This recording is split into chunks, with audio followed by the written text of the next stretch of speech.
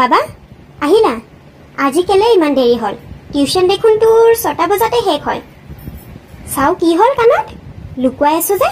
কৰবাত কি মাৰপিট কৰি আহিলা নেকি চাও মা কান ফুটালো মই মাইৰে কি ইউটিউব ইনষ্টাগ্ৰাম নুচুৱা যেন ভাবিছ নেকি সব জানো মই তই প্ৰেংক কৰি আছ ন বাবা একো প্ৰেংক কৰা নাই মা বিদ্যা হসাকে ফুটালো হে কৃষ্ণ প্ৰভু লৰাটোক মই হাতত ৰাখিব নোৱাৰিলো কি কৰো মই এতিয়া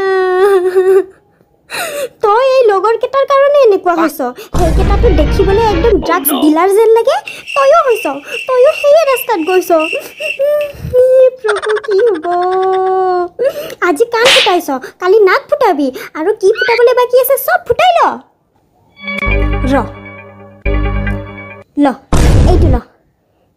এইটো কি কৰিম মই কি কৰিম কাণ ফুটাইছ